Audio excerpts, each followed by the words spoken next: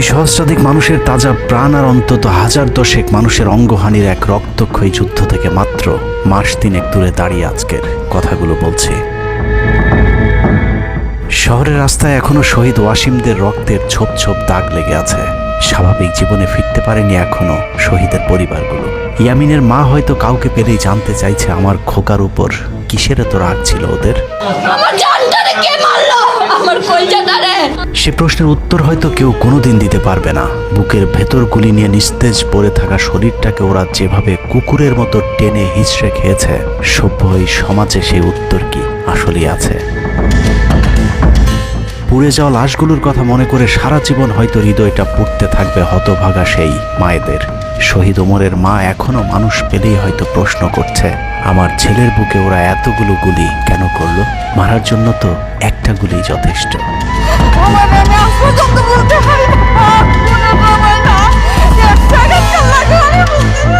তৃষ্ণা পেলে মুগ্ধের মায়ের হয়তো কানে বেজে উঠবে, পানি লাগবে, পানি।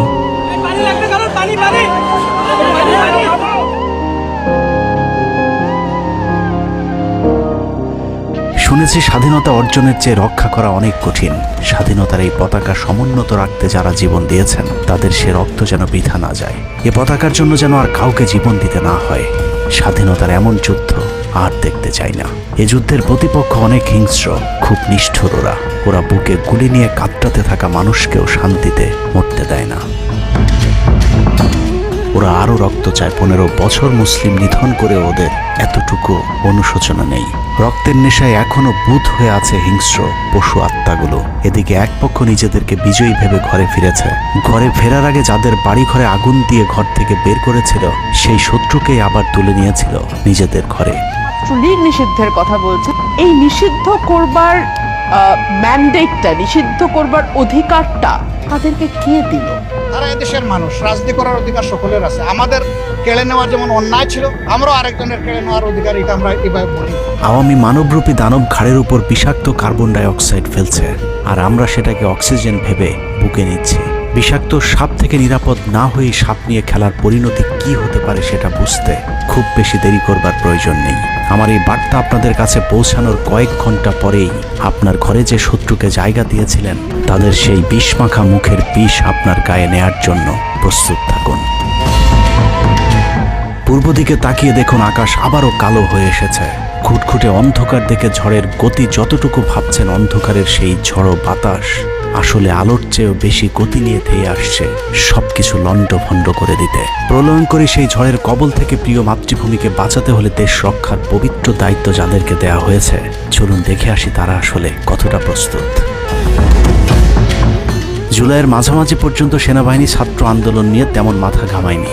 ছাত্রলীগ যেদিন ঢাকা বিশ্ববিদ্যালয়ের ছাত্রীদের উপর আক্রমণ করেছিল, মূলত সেদিন থেকে সেনাবাহিনীর অভ্যন্তরীণ বিভিন্ন গ্রুপগুলোতে আলোচনা সমালোচনা শুরু হয়।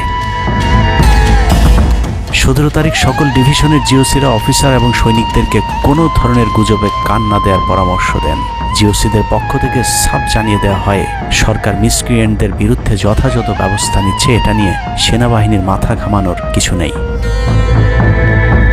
11 ডিভিশনের মেজর জেনারেল খালেদ আল মামুন, 55 ডিভিশনের GOC major general Mahbubur Rashid এবং কুমিল্লা ডিভিশনের জিওসি জাহাঙ্গীর আলম ছিলেন সবচেয়ে বেশি আক্রমণাত্মক। ছাত্রদের পক্ষে কোনো পোস্ট কিংবা প্রোফাইল পিকচার লাল করার বিরুদ্ধে তাদের ছিল কঠোর বার্তা।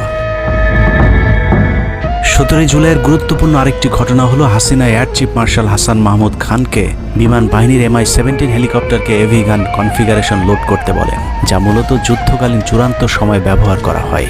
এয়ার চিফ হাসিনাকে উল্টো প্রশ্ন করেন, আমাদের সেনাবাহিনী কি এখনও ফেল করেছে? তাহলে এত দ্রুত বিমান বাহিনী কেন? বিমান বাহিনী প্রধানের মুখের উপর এমন বক্তব্যে শেখ হাসিনা প্রচণ্ড ক্ষেপে যান। এর পরপরই তিনি বিমান বাহিনী প্রধানের বিরুদ্ধে পদক্ষেপ নেওয়ার জন্য ব্রিগেডিয়ার জেনারেল ইমরান হামিদ এবং লেফটেন্যান্ট জেনারেল মুজিবকে নির্দেশ দেন। আর্মি ইন্টেলিজেন্স থেকে এই পরিকল্পনার তথ্য জেনে বিমান বাহিনী প্রধান ওই রাতেই তার নিরাপত্তার জন্য গাজীপুর থেকে এয়ার কমান্ড নিয়ে আসেন, যে ইউনিটটি এখনও বিমান বাহিনী প্রধানের নিরাপত্তার দায়িত্বে ঢাকাতে অবস্থান করছে। যাই হোক, বিমান বাহিনী প্রধান সেদিন রাজি হলে ব্ল্যাকআউটের সময়টা আরও ভয়ঙ্কর হতে পারত। বিমান বাহিনীর সহায়তা না পেয়ে শেখ হাসিনা পরদিন র্যাব প্রধানকে ডেকে আদেশ দেন তার হেলিকপ্টার প্রস্তুত রাখার। র্যাব প্রধান হাসিনার আদেশ অনুযায়ী ছাত্রদের বিরুদ্ধে অপারেশনে হেলিকপ্টার ব্যবহার করেন। হেলিকপ্টারের গুলিতে যতগুলো হতাহতের ঘটনা ঘটেছে সবগুলোই র্যাবের হেলিকপ্টার থেকে করা হয়েছিল।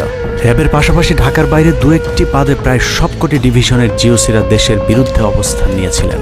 ঢাকার বাইরে থেকে বিশেষ করে ডিভিশন সাপোর্ট ব্যাটালিয়নকে অগ্রাধিকার ভিত্তিতে ঢাকায় নিয়ে আসা হয়, কারণ তাদের সাথে এপিসি সুবিধা ছিল। এপিসি গাড়িগুলো মূলত ছাত্রদের বিরুদ্ধে চূড়ান্ত পদক্ষেপ নেওয়ার জন্যই আনা হয়েছিল।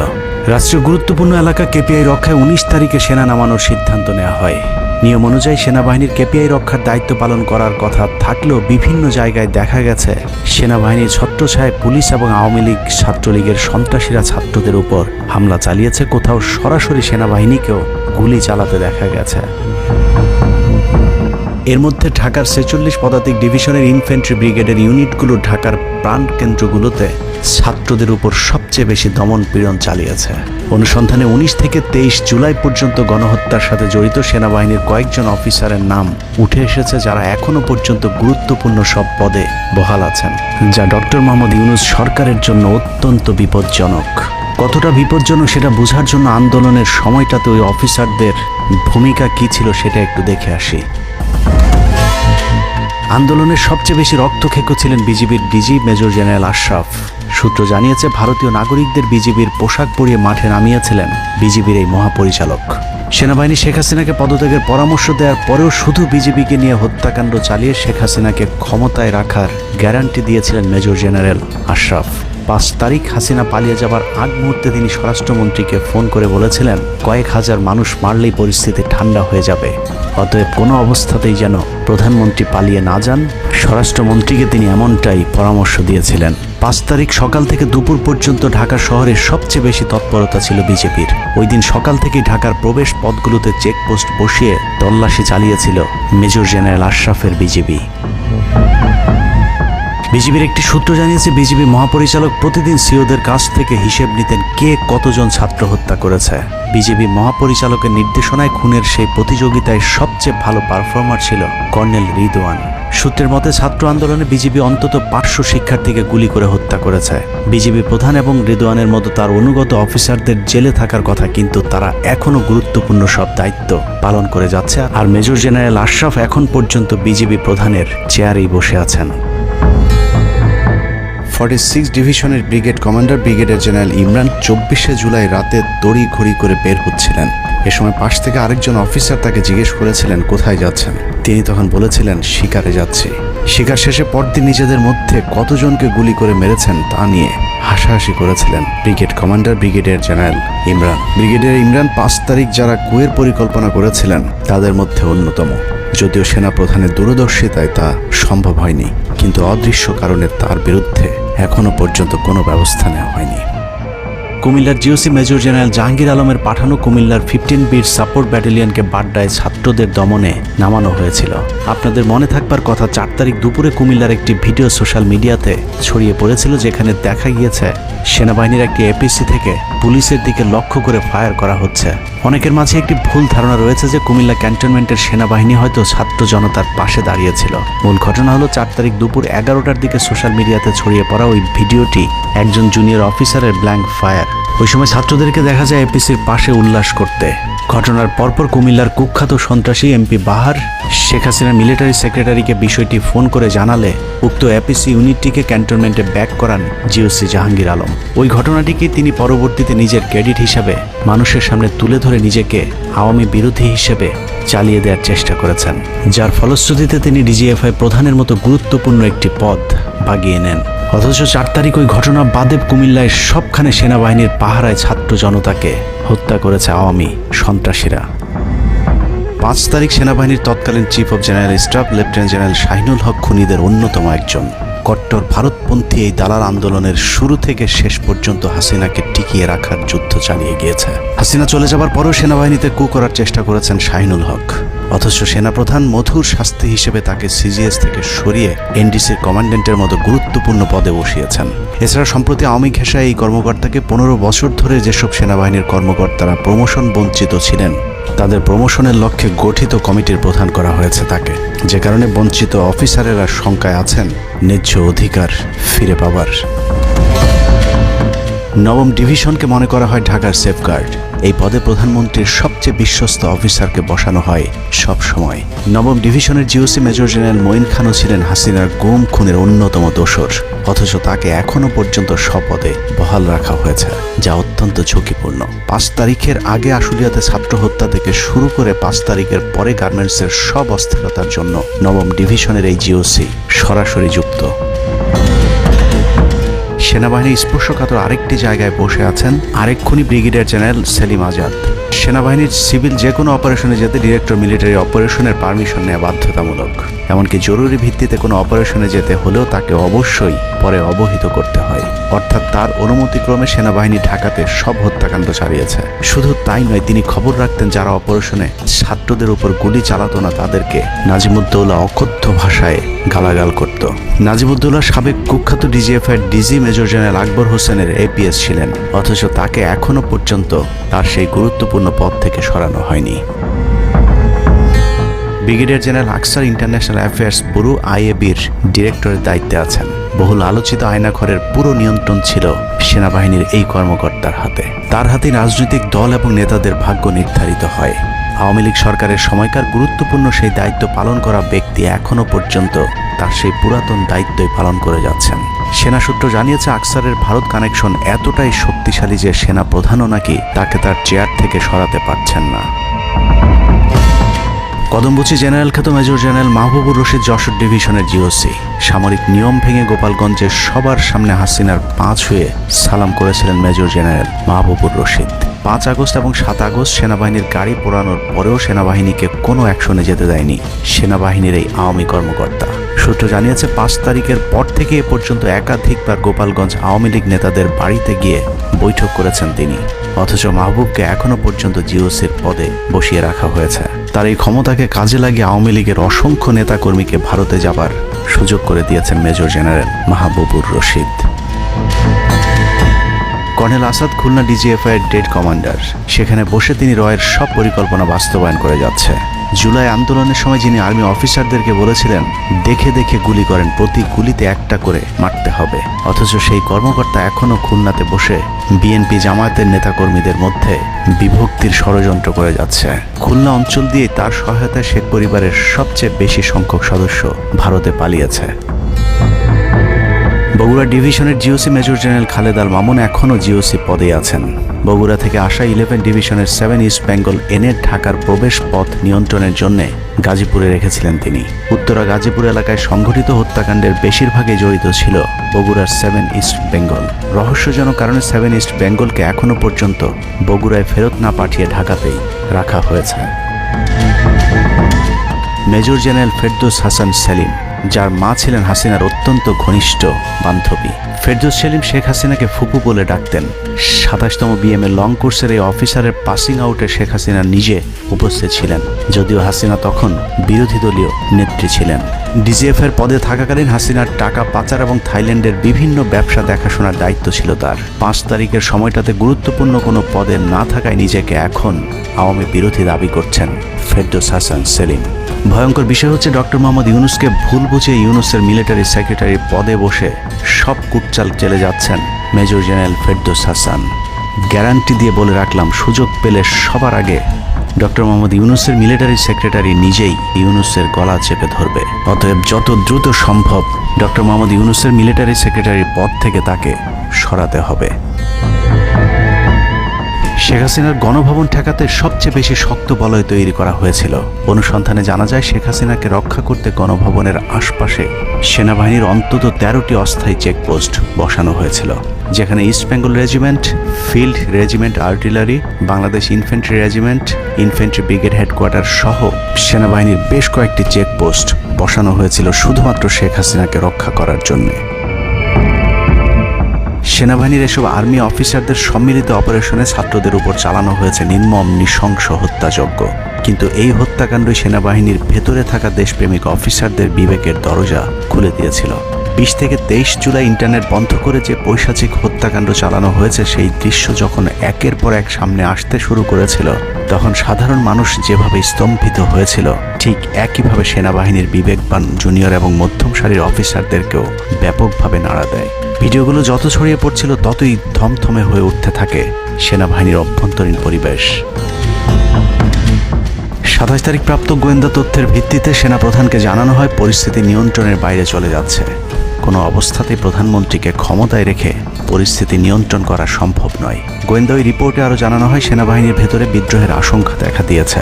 বিশেষ করে মধ্যম সারি এবং জুনিয়র অফিসারদের ভেতর ব্যাপক অসন্তোষ লক্ষ্য করা যায়। একই রিপোর্ট প্রধানমন্ত্রীর অফিসকেও অবহিত করা হয়। সেই রিপোর্টের পরেও কঠোর অবস্থানে যাবার সিদ্ধান্ত নেওয়া হয় সরকারের পক্ষ থেকে। এদিকে গোয়েন্দা রিপোর্টের প্রেক্ষিতে সেনা ইউনিটের মধ্যম সারি জুনিয়র অফিসার এবং সৈনিকদের উপর কঠিন সামরিক গোয়েন্দা নজরদারি চলতে থাকে, যে কারণে প্রচণ্ড ক্ষোভ থাকলেও কোনো ধরনের পূর্ব প্রস্তুতি ও পারস্পরিক যোগাযোগ না থাকায় সেনাবাহিনীর দেশপ্রেমিক অফিসার ও সৈনিকেরা কিংকর্তব্য বিমূঢ় হয়ে পড়েন।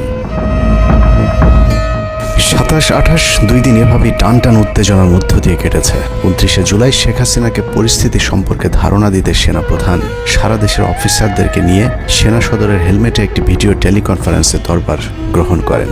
সেই কনফারেন্স অপারেটরের অসাবধানতাবশত স্ক্রিনে হঠাৎ করে ক্যামেরা টার্ন অফ করা HPM নামে একটি বক্স ভেসে উঠেছিল। এরপরে উপস্থিত অফিসারেরা হাসিনার উপস্থিতির বিষয়টি বুঝে ফেলেন। অনেকের ধারণা শেখ হাসিনা উপস্থিত আছেন এটা বোঝাতেই HPM বক্সটি সবাইকে দেখানো হয়েছিল, যেন কেউ কোনো ধরনের অভিযোগ করতে না পারেন। কিন্তু সবাইকে অবাক করে বেশ কয়েকজন অফিসার তাদের ক্ষোভের কথা জানান। এর মাঝে রাজশাহী CMH এর একজন মেজর র্যাঙ্কের নারী চিকিৎসক 19 থেকে 23 তারিখ পর্যন্ত চলা ছাত্র হত্যার বিভীষিকাময় বর্ণনা তুলে ধরে আবেগী এক বক্তব্য দেন। সূত্র জানিয়েছে এ সময় সেনাবাহিনীর কয়েকজনকে কাঁদতে দেখা গেছে। একদিকে সেনাবাহিনীর উচ্চপদস্থ অফিসারদের মারমুখী অবস্থান, অন্যদিকে বেশিরভাগ জুনিয়রদের নিষ্ক্রিয়তার মধ্য দিয়ে সেনাবাহিনীতে স্পষ্ট দুটি ভাগ লক্ষ্য করা যায়। এরই মধ্যে সেনাবাহিনীর কাছে প্রাপ্ত গোয়েন্দা তথ্য অনুযায়ী যে কোনো সময় সেনাবাহিনীতে বিদ্রোহ দেখা দিতে পারে। বিশেষ করে লেফটেন্যান্ট কর্নেল থেকে নিচের অফিসারদের ভেতর ব্যাপক ক্ষোভের বিষয়টি গোয়েন্দা প্রতিবেদনে জানানো হয়। সেই প্রেক্ষিতে 3 তারিখ শর্ট নোটিসে আরেকটি টেলিকনফারেন্স কল করা হয়। মূলত ওই রিপোর্টের প্রেক্ষিতেই হাসিনার বিশ্বস্ত ওয়াকার হাসিনা থেকে মুখ ফিরিয়ে নেন, কারণ হাসিনাকে বাঁচাতে গিয়ে তিনি নিজের জীবন বিপদে ফেলতে চাননি। 3 তারিখ কনফারেন্সের শুরুতেই সবাইকে ঠান্ডা রাখতে একটি মোনাজাত করা হয়েছিল। যে মোনাজাতে গুরুত্বপূর্ণ একটি দোয়া ছিল, রাব্বানা লা তাজআলনা মাআল কওমিজ জালিমিন, অর্থাৎ হে আল্লাহ, আমাদেরকে জালিম সম্প্রদায়ের অন্তর্ভুক্ত করবেন না। এ সময় পুরো দরবার রুমে পিন পতন নীরবতা লক্ষ্য করা গেছে। মূলত এই মোনাজাতের মধ্য দিয়ে ফয়সালা হয়ে যায় সেনাবাহিনী কাদের পক্ষে দাঁড়াবে। সেনা সূত্র থেকে পাঠানো এসব তথ্যে উঠে এসেছে সেনাবাহিনী কোন কোন এলাকায় ছাত্র জনতার উপর গুলি চালিয়েছিল এবং কতটা পরিকল্পিতভাবে মানুষ হত্যার ছক কষা হয়েছিল। 4 তারিখও সেনাবাহিনীর ভূমিকা ছিল অত্যন্ত অস্পষ্ট। কিছু জায়গায় সেনাবাহিনী ছাত্রদের পক্ষে, আবার কিছু জায়গায় ছাত্রদের উপর গুলিও চালিয়েছে। 4 আগস্ট সবার প্রথম 24 ডিভিশন চট্টগ্রামের GOC lieutenant general Mainur Rahman তার বাহিনীকে ছাত্রদের পাশে দাঁড়ানোর নির্দেশ দেন। 5 তারিখ সকাল পর্যন্ত আর্মির ভূমিকা ছিল অত্যন্ত সন্দেহজনক। সকাল 10টা পর্যন্ত আর্মি কড়াকড়িভাবেই দায়িত্ব নিয়েছিলেন। বিশেষ করে গণভবনের আশপাশে 12টা পর্যন্ত ছাত্রদেরকে ভয় দেখাতে কয়েক রাউন্ড লাইভ অ্যামুনেশন ফায়ার করা হয়। 4 তারিখ 3 বাহিনী প্রধান, পুলিশ প্রধান এবং DGDGF-এর সারা রাত নির্ঘুম কেটেছে। 3 থেকে 5 তারিখ পর্যন্ত গুরুত্বপূর্ণ কিছু ঘটনা ঘটেছে, সেটা তুলে ধরবার আগে শেখ হাসিনার পালিয়ে যাওয়ার বর্ণনা দিয়ে আসা যাক। 5 তারিখ সকাল ঠিক 9টায় প্রধানমন্ত্রীর অফিসে গিয়ে শেখ হাসিনাকে পদত্যাগ করতে বলেন সেনাপ্রধান। শেখ হাসিনার কথা শোনার সাথে সাথে সেনাপ্রধানকে দৌড়ে মারতে আসেন। এ সময় 3 বাহিনী প্রধানকে অকথ্য ভাষায় গালাগাল করেন শেখ হাসিনা। জেনারেল ওয়াকারকে হাসিনা বলেন, তুই পুলিশকে দেখে শিখতে পারিস নাই। এ সময় বিমান বাহিনী প্রধান সজীব ওয়াজেদ জয়কে ফোন করে তার মাকে বোঝানোর জন্য অনুরোধ করেন। সজীব ওয়াজেদ জয় এটি জানার পর উল্টো আর্মি চিফকে তুই তুকারি করে হুমকি দিতে থাকেন, তোর কোন বাবা তোকে চিফ বানাইছে, তোর বউ ছেলে মেয়ে কে কোথায় আছে সবকিছু দেখে নেওয়া হবে। রাগান্বিত হয়ে এরপরে সজীব ওয়াজেদ জয় লাইভে গিয়ে আবল তাবল বকতে থাকেন। ঠিক আছে, শেখ হাসিনার পর আপনাদের কি হবে সেটা আমারও চিন্তার বিষয় না, আমার পরিবারের আর চিন্তার বিষয় না, আপনারা বুঝবেন। এরই মধ্যে 9:30 বেজে যায়। শেখ হাসিনাকে কোনোভাবে রাজি করাতে না পেরে সেনাপ্রধান হাসিনাকে 2টি বিকল্প দেন, পদত্যাগ অথবা গ্রেফতার। ওদিকে মিরপুরে বসানো সেনাবাহিনীর চেকপোস্টগুলো খুলে দেওয়া হলে বিনা বাধায় গণজোয়ার ঢুকে পড়তে থাকে। মবটি যখন গণভবন থেকে মাত্র 20 মিনিটের দূরত্বে চলে আসে, এ সময় সেনাবাহিনী এক প্রকার জোর করে শেখ হাসিনাকে পদত্যাগপত্রে সই করান। এ সময় এসএসএফের দু একজন এগিয়ে আসতে চাইলেও সেনাপ্রধান হাত ইশারা করলে তারা জায়গায় দাঁড়িয়ে থাকেন। পদত্যাগের পর শেখ হাসিনা জাতির উদ্দেশ্যে ভাষণ দেওয়ার অনুরোধ করলে সেনাপ্রধান হাসিনাকে বলেন, জীবন বাঁচাতে চাইলে দ্রুত গাড়িতে গিয়ে উঠুন, জনগণ গণভবনে ঢুকে পড়ছে। সেনাবাহিনীর মতে শেখ হাসিনা সেদিন মাত্র 5 মিনিটের জন্য বেঁচে গিয়েছেন, তা না হলে জনগণ তাকে ধরে ফেলত। হাসিনাকে গণভবন থেকে উদ্ধার করে বিমানে ভারত পাঠিয়ে দেওয়ার জন্য মোট 3টি রুট প্ল্যান করা হয়েছিল। প্ল্যান এ, গণভবন থেকে গাড়ি বহরে বিমান বাহিনীর ব্লু স্কাই স্কুলের গেট দিয়ে তেজগাঁও বিমানবন্দরে ঢুকে ঢাকা সেনানিবাসে প্রবেশ এবং তারপর বিএএফ বেস দিয়ে বিমান বাহিনীর রানওয়েতে প্রবেশ। সেখান থেকে বিমান বাহিনীর C-130 যে বিমানে ভারতে উড্ডয়ন। দুর্ভাগ্যজনকভাবে ততক্ষণে বিপ্লবী জনতা শেওড়াপাড়া রাস্তা দিয়ে বিমান বাহিনীর ব্লু স্কাই স্কুলের গেট ক্রস করে আগারগাঁও চৌরাস্তা পর্যন্ত চলে এসেছিল। ওদিক দিয়ে ক্যান্টনমেন্টের জাহাঙ্গীর গেটও ছাত্র জনতার দখলে, তাই গণভবন থেকে গাড়িতে করে ঢাকা সেনানিবাসে ঢোকার সব পথ বন্ধ হয়ে গিয়েছিল, যে কারণে প্ল্যান বি অবলম্বন করতে হয়েছিল হাসিনাকে উদ্ধারকারীদের। প্ল্যান বি অনুযায়ী গণভবন থেকে বিমান ঘাঁটিতে যাওয়ার তখন একটাই পথ বাকি ছিল, তা হলো হেলিকপ্টারে যাওয়া। বিমান বাহিনীর MI-17 হেলিকপ্টার চন্দ্রিমা উদ্যানের পাশে বাণিজ্য মেলার মাঠে এসে অবতরণ করে। খুনি হাসিনা চন্দ্রিমা উদ্যানের পাশের রাস্তা দিয়ে বাণিজ্য মেলা মাঠে প্রবেশ করে এবং সেখান থেকেই হেলিকপ্টারে করে বিমান বাহিনী ঘাঁটিতে নিয়ে যাওয়া হয় তাকে। সেখানে গিয়ে তারেক সিদ্দিকী এবং সালমান এফ রহমানের জন্য কিছুক্ষণ অপেক্ষা করে শেখ হাসিনা। তবে শেষ পর্যন্ত সালমান এফ রহমানের পৌঁছাতে দেরি হয় শেখ হাসিনাকে নিয়ে কোনো গন্তব্য ছাড়াই 10:45 মিনিটে উড়াল দেয় বিমান বাহিনীর C-130 জুলিয়েট বিমানটি। সাধারণত বিমানের রুট ব্যবহারে কোড ব্যবহার করতে হলেও সেটা করেনি। রাডার ফাঁকি দিতে জীবনের ঝুঁকি নিয়ে এই পদ্ধতি অবলম্বন করা হয়েছিল। ফুল ফুয়েল লোড করা হয়, ভারতে যদি জায়গা না হয় তাহলে যেন মধ্যপ্রাচ্যের কোনো দেশ পর্যন্ত চলে যাওয়া যায়। মোট 9 জন পাইলটকে নিয়ে বিমানে ওঠানোর পর কোনো ধরনের নির্দেশনা বা ম্যাপ প্ল্যানিং ছাড়াই পাইলটদেরকে বলা হয় টেক অফ করতে। বিমানটি প্রথমে যশোরের উপর দিয়ে কলকাতায় পৌঁছালে সেনাপ্রধান জাতির উদ্দেশ্যে ভাষণের ঘোষণা দেন, কিন্তু কলকাতায় ল্যান্ডিংয়ের পারমিশন না দিলে সেখান থেকে শেখ হাসিনাকে বহন করা বিমানটি চলে যায় আগরতলায়। আগরতলায় পারমিশন না পেয়ে আবারও দিল্লির দিকে উড়াল দেয়। সেখান থেকে দিল্লি গেলে সেখানেও রিফিউজ করা হয়। দিল্লি বিমানবন্দরে নামতে না দিলে অনিশ্চয়তা দেখা দেয় শেখ হাসিনাকে বহন করা বিমানটির ভারতে অবতরণ নিয়ে। বিমানের একজন পাইলটের বরাত দিয়ে জানা যায়, এভাবে উদ্দেশ্যহীনভাবে দীর্ঘক্ষণ ঘুরতে থাকার পর জরুরি অবতরণের সিদ্ধান্ত নেওয়া হয়। তবে জরুরি অবতরণের ঠিক আগ মুহূর্তে দিল্লির গাজিয়াবাদ এয়ারবেজে নামার অনুমতি পায় C-130 জুলিয়েট, যেখানে অজিত ধওয়াল তাকে রিসিভ করেন।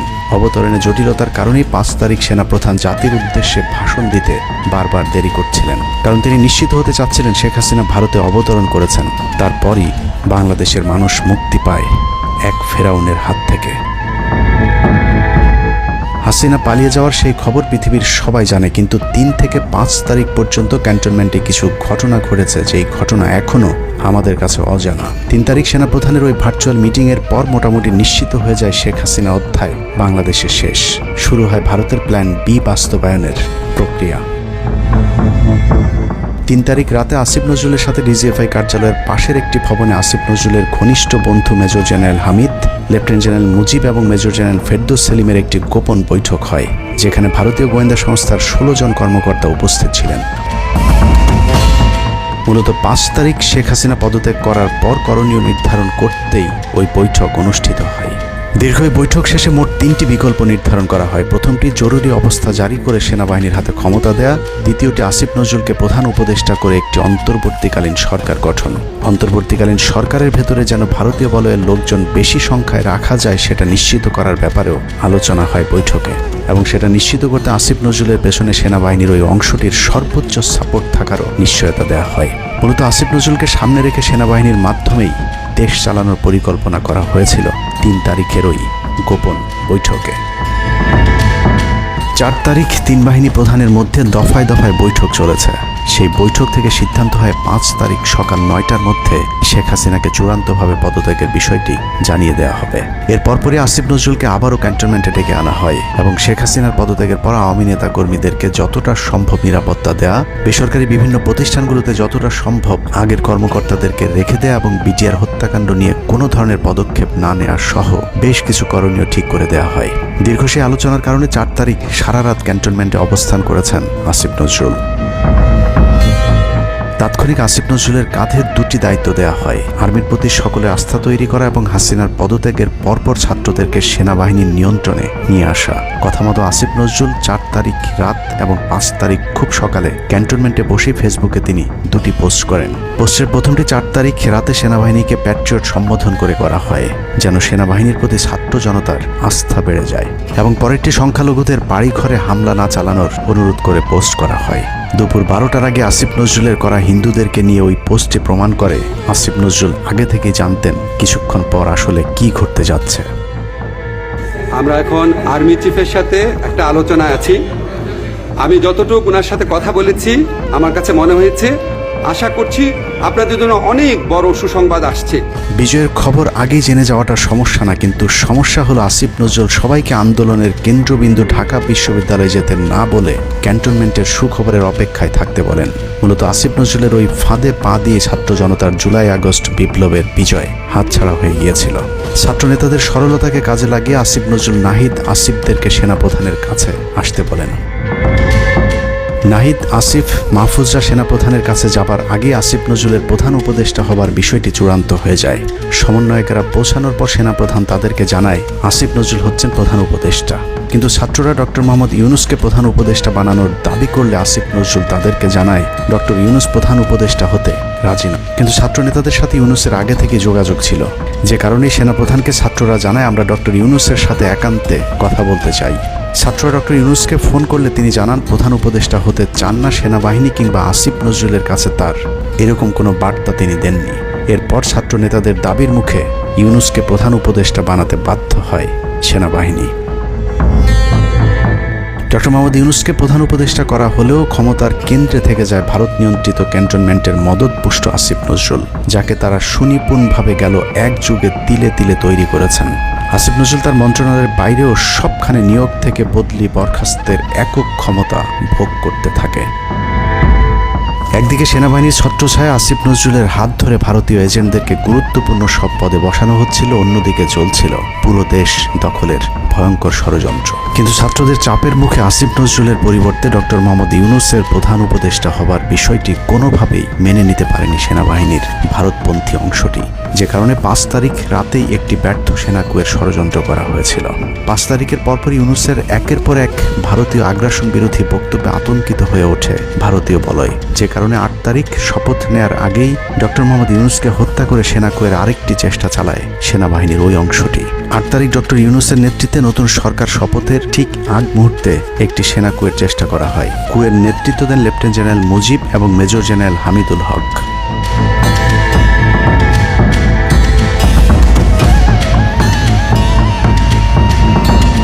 কিন্তু পশ্চিমা একটি গোয়েন্দা সংস্থা বিষয়টি দ্রুত সেনাপ্রধানকে জানালে জেনারেল ওয়াকার তাদের পরিকল্পনা ভণ্ডুল করে দেয়। সেনাপ্রধান তাৎক্ষণিকভাবে লেফটেন্যান্ট জেনারেল শামীমকে পিএসও এএফটি থেকে সিজিএস হিসেবে নিয়োগ দেন এবং মুজিবকে কিয়মজি থেকে আটডোগে বদলি করেন, যদিও 8 তারিখ রাত থেকেই মুজিব পলাতক রয়েছেন। এরপর 12 সেপ্টেম্বর তাকে সেনাবাহিনী থেকে বরখাস্ত করা হয়। একই দিনে লেফটেন্যান্ট জেনারেল হামিদুলকে স্বেচ্ছায় অবসরে পাঠানো হয়। এনডিসি থেকে মেজর জেনারেল সাইফুলকে মিনিস্ট্রি অফ ফরেন অ্যাফেয়ার্স এবং চিফ অফ জেনারেল স্টাফ শাহিনকে এনডিসিতে পাঠানো হয়। কয়েকজনের ব্যাপারে পদক্ষেপ নেওয়াটা যেমন স্বস্তির, তেমনি ষড়যন্ত্রকারীদেরকে যেখানে বদলি করা হয়েছে তাদের প্রতিটি পদই অত্যন্ত গুরুত্বপূর্ণ, যা বর্তমান সরকার এবং দেশের স্থিতিশীলতার জন্য চরম বিপজ্জনক। কতটা বিপজ্জনক সেটা জানতে চলুন শুরুতেই যে প্রলয়ঙ্কারী ঝড়ের কথা বলেছিলাম সেখানে ফিরে যাওয়া যাক। ভারতীয় গোয়েন্দা সংস্থা 5 তারিখের পর থেকে দেশে নানাভাবে একটা সাম্প্রদায়িক দাঙ্গা বাঁধানোর চেষ্টা চালিয়ে যাচ্ছেন, যেটাকে কেন্দ্র করে বাংলাদেশে একটা সামরিক অভিযান চালানো যায়। এই দাঙ্গা বাঁধাতে ভারতীয় গোয়েন্দারা আওয়ামী লীগ, হিন্দু এবং ইসকনকে কিভাবে ব্যবহার করছে সেই পরিকল্পনার ছক এখন বাংলাদেশি গোয়েন্দাদের হাতে। একটি গোয়েন্দা সংস্থা থেকে যেসব তথ্য আমার কাছে পৌঁছেছে তা রীতিমতো এই দেশের অস্তিত্বের জন্য হুমকি স্বরূপ। আওয়ামী লীগ, হিন্দু আর ভারতের এই চক্রান্ত যদি সঠিকভাবে মোকাবেলা করা না যায় তাহলে অচিরেই বাংলাদেশের অবস্থা হবে হায়দ্রাবাদের মতো। জননেত্রী শেখ হাসিনাকে দেশ থেকে সরে যেতে বাধ্য করেছেন। বাংলাদেশকে নিয়ে ভয়ঙ্কর এই চক্রান্তে জড়িত আওয়ামী লীগ, সনাতনী এবং ইসকনের অন্তত 40টি হোয়াটসঅ্যাপ গ্রুপ এবং জুম মিটিংয়ের ভিডিও হাতে পেয়েছে গোয়েন্দারা। গোয়েন্দাদের কাছে প্রাপ্ত এসব তথ্যে যা উঠে এসেছে তা হাতকে ওঠার মতো।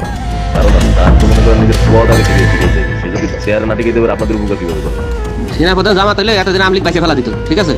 এটা তো আমাদেরও আওয়ামী লীগেরও একটা গেম হতে পারে, বলা যায় জামা শিবিরের উপরে সব চাপা দিতে পারে, এটাও হতে পারে। এসব গ্রুপগুলোতে রীতিমতো বাংলাদেশের বিরুদ্ধে যুদ্ধের প্রস্তুতি চলছে। গ্রুপে তাদের সাথে সাবেক আওয়ামী লীগ সরকারের শীর্ষস্থানীয় নেতা থেকে বর্তমান সেনাবাহিনীতে চাকরিরত জেনারেল পর্যন্ত মাঝে মধ্যেই নাকি যোগ দিচ্ছেন। নানক ভাই থেকে শুরু করে আমাদের সুজিত দা, তারপর আরো অনেক টপ লেভেলের যারা মন্ত্রী, মিনিস্টার, প্রতিমন্ত্রী, তারপরে ইভেন কামাল ভাই। তো এখন বিষয়টা হচ্ছে যে ইভেন রাষ্ট্রপতির যে একেবারেই মানে কি বলে, তার যে একেবারে মানে রাইট হ্যান্ড সচিব, উনিও আমাদের সাথে 2 দিন জয়েন করছেন। তো এখন ওনারা আসলে ভালো হইতো, যারা যারা আসেন আসলে ভালো হইতো। অনেক আমাদের এখানে প্রায় 12 থেকে 13 জন আপনার এমপি এসে কথা বলেছেন, যেটা আপনারা জানেন না, ঠিক আছে? বাংলাদেশে একেবারে টপ লেভেল সামরিক বাহিনীর 4 থেকে 5 জন জেনারেল লেভেলের লোকজন ওনারা এসে এখানে বসে থেকে আমাদের লাইভ শুনে গেছেন। আমাদের প্রধানমন্ত্রী উনি নিজে এসে বসে থেকে গেছেন। গ্রুপের সবচেয়ে ভয়ঙ্কর তথ্য পাওয়া গেছে ভুয়া মুক্তিযোদ্ধা জেডাই খান পান্নার মেসেজ থেকে। আওয়ামী এই আইনজীবী শহীদ সাইফুল ইসলাম আলিফের হত্যাকাণ্ড নিয়ে চাঞ্চল্যকর তথ্য দিয়েছে জেডাই খান পান্না। একটি চ্যাটিংয়ে তিনি লিখেছেন, দাড়িওয়ালা উকিল বেশি হয়ে গিয়েছে, আরো 2-1টারে খেয়ে দাও, আদালতে আমরা আছি। এখন অল্প কয়েকদিন জেলে থাকলেও 30 তারিখের পরে পুরস্কার পাবা। আরেকটি মেসেজে তিনি লিখেছেন, সুযোগ হাতছাড়া হয়েছে তোমাদের কারণে। কালকে সব হয়ে যেত, পরিকল্পনা ছিল কুপিয়ে মারার পর হিন্দুদের বাড়িতে হামলা হলে ভারত থেকে ট্রুপ চলে আসবে। ওরা যেহেতু হামলা করেনি, তোমাদেরই উচিত ছিল নিজেরা নিজেদের বাড়ি ঘরে আগুন দেওয়া। পেছনের ঘটনা বাদ দিয়ে 30 তারিখের পরিকল্পনায় মনোযোগী হও সবাই। শহীদ আলিফ হত্যাকাণ্ড নিয়ে আরেকজন লিখেছেন, কালকে আদালতে একটা লাশ পড়বে। হিন্দু ভাইদের পাশে আমাদের সবাইকে থাকতে হবে, ব্রিগেড মেজরের কমান্ড মেনে চলতে হবে। 30 তারিখের কর্মসূচি নিয়ে গ্রুপটিতে সশস্ত্র যুদ্ধের মাধ্যমে দেশ দখলের ভয়ঙ্কর সব আলোচনা করার ভিডিও হাতে এসেছে আমাদের। তারা বাংলাদেশ অস্ত্রগুলি আছে, এই অস্ত্রগুলি কোথায় রাখছে আমার কাছে অলরেডি খবর আছে। আমি নিউজ দিচ্ছি গোয়েন্দাদের মাধ্যমে, তারা বলেছে 5000-এর বেশি তারা অস্ত্র আছে, M60 রাইফেল, সাইবার রাইফেল আছে, 47 রাইফেল আছে, তাদের কাছে অত্যাধুনিক হটগান আছে। আলোচকদের একজন বলছিলেন, সাবেক এবং বর্তমান পুলিশের সমন্বয়ে 1700 অস্ত্রধারী গ্যারিলা প্রস্তুত করা হয়েছে 30 নভেম্বরের জন্য। আমরা ইতিমধ্যে কথা বলেছি, পুলিশ পার্টির কথা বলছি, পুলিশের অনেক উদ্যোগতা প্রত্যেকটা থেকে শুরু করে পুলিশ পার্টি এসে নির্দেশে ওনারা আমার সাথে কথা বলে আমাদের যোগাযোগ রক্ষা করছে। ঢাকা শহরকে কিভাবে ব্লক করা হবে সেই পরিকল্পনাও করা হচ্ছে এসব জুম মিটিংগুলোতে। আমাদের কাজে আব্দুল্লাহপুর, আবুল্লাহপুর, আশুলিয়া, টঙ্গিরি আছে, আরো উত্তরা, ওইটা একটা ব্লক দিবেন, তাহলে আমরা খুব সহজেই আমাদের কাজ সফলতা হবে। সশস্ত্র যুদ্ধের জন্য পুরো দেশকে মোট 10টি বিভাগে বিভক্ত করা হয়েছে, যেখানে একজন করে ব্রিগেড মেজর নিয়োগ দেওয়া হয়েছে, যাদের সবাই দেশেই অবস্থান করছেন। এর মধ্যে গ্রুপে প্রাপ্ত জেডাই খান পান্নার নম্বরটিতে মেসেজ পাঠানো হলে মুহূর্তেই সাড়া দেন তিনি। কল করতেই গড় গড় করে সবকিছু স্বীকার করেন। জেডাই খান পান্না, জি আমি তাই। 30 তারিখ 50 থেকে 80 পুলিশ, আনসার, এমনকি সচিবালয়ের আমলারাও তাদের পক্ষে মাঠে নামবে বলে স্বীকার করেন গেরিলা আক্রমণের পরিকল্পনাকারী জেডাই খান পান্না। আপনারা কি কোনো গেরিলা ইনভেশন হামলা করা যাবে? ঢাকার স্টুডেন্টরা যদি এখনো সাপোর্টার্স অর্গানাইজ হইতে নামে, এই অ্যাডমিনিস্ট্রেশনের 50% না 80% লোক নেমে আসবে, পার্টিকুলারলি পুলিশ, আনসার এবং সেক্রেটারিয়েট থেকে। পালিয়ে যাওয়ার আগে এই ভিডিও প্রচারের সাথে সাথে রাষ্ট্রদ্রোহিতার অভিযোগে তাকে গ্রেফতার করতে হবে। তাহলে চক্রান্তকারীদের আরও পরিকল্পনার তথ্য পাওয়া যেতে পারে। ভবিষ্যতে এ ধরনের ষড়যন্ত্র বন্ধ করতে গ্রুপে থাকা সকলের মোবাইল নম্বর এবং চেহারা দেখে শনাক্তের পর দ্রুত গ্রেফতার করতে হবে। সূত্র জানিয়েছে, ডিজিএফআই প্রধানের প্রত্যক্ষ তত্ত্বাবধানে চলছে এসব দেশবিরোধী তৎপরতা। আর্মিকে ম্যাজিস্ট্রেসি পাওয়ার দেয়া হলেও তাদেরকে ক্ষমতা প্রয়োগ করতে দেওয়া হচ্ছে না, যে কারণে আওয়ামী লীগ নেতারা বেশিরভাগ এখনও দেশে থাকলেও তাদেরকে ধরা হচ্ছে না। অতএব সেনাবাহিনীর উচ্চপদস্থ হাসিনাপন্থী অফিসারদেরকে দ্রুত সেনাবাহিনী থেকে সরাতে হবে। 5 তারিখ সেনাপ্রধান যে ভূমিকা রেখেছেন তার জন্য তিনি অবশ্যই প্রশংসার দাবিদার, কিন্তু সেনাপ্রধানকে প্রমাণ করতে হবে তিনি আসলেই নায়ক নাকি খলনায়ক। 5 তারিখের পরেও সেনাবাহিনীর গুরুত্বপূর্ণ পদগুলোতে রদবদল না করা এবং গুম খুনের সাথে জড়িত অফিসারদের বিরুদ্ধে কোনো ব্যবস্থা না নেওয়া সহ বিডিআর হত্যাকাণ্ডের বিষয়ে দৃশ্যমান কোনো পদক্ষেপ না নেওয়া খুবই সন্দেহজনক। সূত্র জানিয়েছে সেনাপ্রধানের স্ত্রীর সাথে প্রতিনিয়ত শেখ হাসিনার যোগাযোগ রয়েছে। অতএব সেনাপ্রধানকে দ্রুত তার অবস্থান পরিষ্কার করে সেনাবাহিনীর গুরুত্বপূর্ণ পদগুলোতে নতুন করে নিয়োগ দিতে হবে। সেনাবাহিনীর জুনিয়র এবং মধ্যম সারির অফিসার এবং সৈনিকদের সবসময় দেশের স্বার্থে যুদ্ধের জন্য প্রস্তুত থাকতে হবে। মনে রাখতে হবে সেনাবাহিনী আমাদের আস্থার প্রতীক। সিনিয়র অফিসারদের দেশবিরোধী আদেশ এলে সৈনিকদেরকে নিয়ে তাদেরকে প্রতিহত করতে হবে। মনে রাখতে হবে সংখ্যায় আপনাদের মতো দেশপ্রেমিকদের সংখ্যাই এখনও সেনাবাহিনীতে বেশি। দেশের যে কোনো প্রয়োজনে সেনাবাহিনী যদি জনগণকে ডাক দেয় তাহলে এ দেশের প্রতিটি মানুষ জীবন দেওয়ার জন্য প্রস্তুত রয়েছে। ডক্টর মোহাম্মদ ইউনূসের পাশে থাকা ভারতীয় গুপ্তচর আসিফ নজরুল, মিলিটারি সেক্রেটারি ফেরদৌস হাসান সেলিম এবং প্রেস সেক্রেটারি শফিকুল আলমকে দ্রুত সরাতে হবে। প্রধান উপদেষ্টার সাথে ছাত্র নেতাদের সাক্ষাতের পথ সহজ করতে হবে। আসিফ নজরুল্লাহ অসৎ উদ্দেশ্যে মাহফুজ আলমকে তার পাশ থেকে সরিয়েছে। অতএব যত দ্রুত সম্ভব মাহফুজ আলমকে আবারও বিশেষ সহকারীর পদে ফিরিয়ে আনতে হবে। গুরুত্বপূর্ণ যে কোনো সিদ্ধান্তের ক্ষেত্রে নাহিদ এবং আসিফদের মতামত প্রধান উপদেষ্টাকে গুরুত্বের সাথে নিতে হবে। জেডাই খান পান্নাদের ষড়যন্ত্র এবার সফল না হলেও এই ষড়যন্ত্র চলতেই থাকবে। বাংলাদেশের প্রতিটি মানুষকে চোখ কান খোলা রাখতে হবে, মনে রাখতে হবে শত্রু আপনাদের ঘরের কোণেই।